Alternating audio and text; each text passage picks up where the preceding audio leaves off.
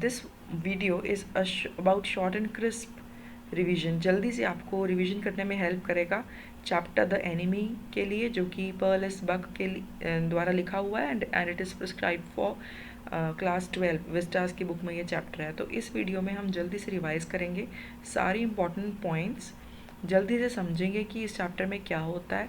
मैं डिटेल्स को नहीं कवर करूँगी, but definitely I will cover everything that is required for you, that you revise it quickly, और आपको एक जल्दी से एग्ज़ाम की प्रिपरेशन भी हो जाए। अगर कुछ डिटेल्स मिस हो जाते हैं आपको, मैं वहाँ पे बताऊँगी कि बुक में उसको खोल के उस पार्ट को दोबारा रीड करो। And this is how we are going to proceed. This is a short and crisp revision video. Chapter को समझने से पहले हमें कुछ बातें समझनी पड़ेंगी। This story is about the times of war between Japan and America. So एक कोस्टल टाउन की स्टोरी है। कोस्टल रीजन वो होता है जिस लैंड में, जिस एरिया में साथ ही सी होता है, समुद्र होता है। तो यहाँ पे जो फैमिली है, सदाउज़ की फैमिली है, सदाओ उनका सरनेम है, तो डॉक्टर सदाओ हैं। उनका घर कोस्टल रीजन में है जापान में। 1941 की स्टोरी है। This is the time in world war 2 was going on. Japan ने पर्ल हार्बर को अटैक किया था।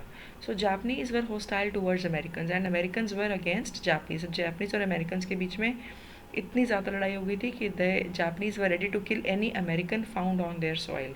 जब पूरे देश में ऐसा चल रहा था, उस मौके पे उस कोस्टल एरिया में, सी में, समुद्र में रुड़ता हुआ एक बेहोश American prisoner of war, American soldier एक जापनीज़ फैमिली को मिलता है ना। और Japanese are very very patriotic, तो वो अपने देश के लिए कुछ भी कर मिटने को, common people also they love there nation so much.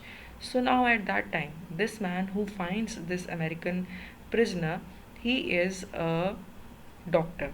अब डॉक्टर के लिए सबसे पहले ड्यूटी ज़रूरी होती है कि वो एक इंसान को एज अ पेशेंट देखता है। अगर कहीं उसको कोई कोई प्रॉब्लम तो नहीं है फिज़िकल, तो इस चैप्टर में हम यही देखते हैं कि प्रॉब्लम उस डॉक्टर को क्या आती है। First of all his problem is that he is washed ashore in a dying state. वो किनारे पे आ गया है, मरने वाली हालत में है, और जापनीज़ डॉक्टर उसको देखता है। जापनीज़ डॉक्टर और उसकी वाइफ सबसे पहले उसको ट्रीट करते हैं, क्योंकि वो उसको, they look at him as a human. तो ये कॉन्फ्लिक्ट हो जाता है। था तो वो एक American, they should have killed him then and there. But humanitarianism की थीम हमें इस चैप्टर में मिलती है, that first of all we are humans and then comes any discrimination that we are taught about by our country or we are forced into because of circumstances. Second बात आती है patriotism की। आगे चल की स्टोरी में आपको पता लगेगा कि कैसे doctor Sadao proves to be a better patriot than other people in power who should be more patriotic because of their duty. तो वो कैसे उसका पेट्रियाटिज्म जस्टिफाई होता है डॉक्टर सदाव और उसकी फैमिली का, हमने ये देखना है। और एक बात आती है नेशनल शॉविनिज्म। क्यों हम सोचते हैं कि हमारा कंट्री या हमारी कल्चर दूसरे की कंट्री या कल्चर से बेटर है? हाँ, ऐसा क्यों होता है? सभी कम्युनिटीज़ में होता है। तो यही इस चैप्टर की एक थीम भी है। और commitment to duty, the general versus the doctor. So this is, आपको कि जनरल के कैरेक्टर के बारे में हम पढ़ेंगे आगे जाके। ये पूरी की पूरी थीम्स है जो इस चैप्टर में रिवॉल्व करती हैं। Basically there are only 4 themes. हाँ, इन्हीं के इंटरमीडिएट कुछ और थीम्स हो, कोई और क्वेश्चन हो, वो निकलेंगे, but if you do these properly you will be able to excel in this chapter and there is going to be no problem. Telling you again, chapter is long enough, be with me, I'll be little bit in a hurry, I'll be completing it fast. लेकिन वहाँ पे जहाँ पे ज़्यादा important नहीं है, जो चीज़ important है, relevant है, मैं उसको properly explain करूँगी and I'll try to make the most of each line and every word.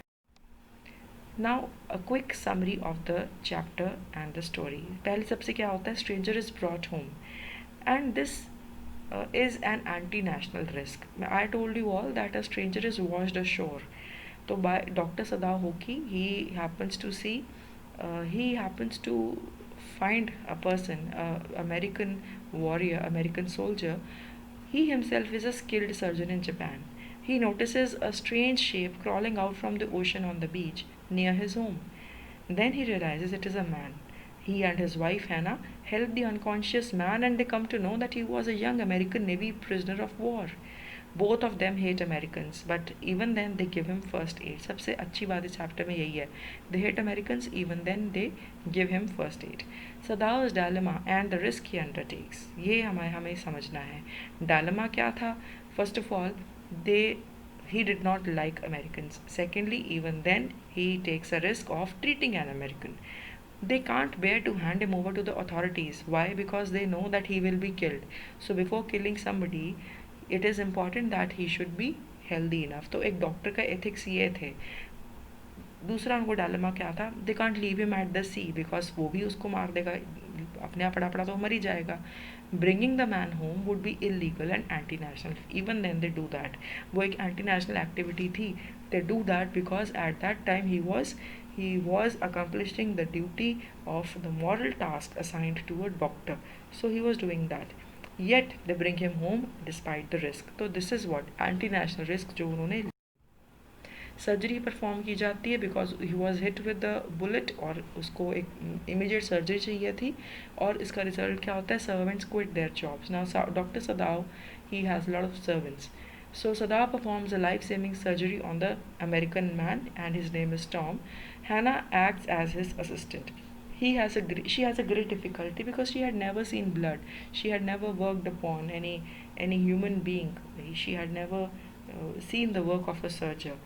So she really becomes scared at the sight of blood and dirt and everything.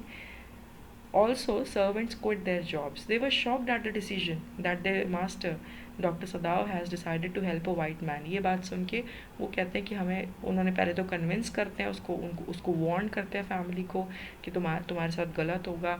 Superstitious warnings भी देते हैं उसको कि पाप चढ़ेगा, बुरा होगा, अच्छा नहीं होता. And this way they say that now this is not fine. Ultimately they leave, and after a week they quit. और उनमें से कुछ सर्वेंट्स रो भी रहे थे, तो ये भी आप डिटेल्स में देखोगे. The general is informed and the plan is choked out.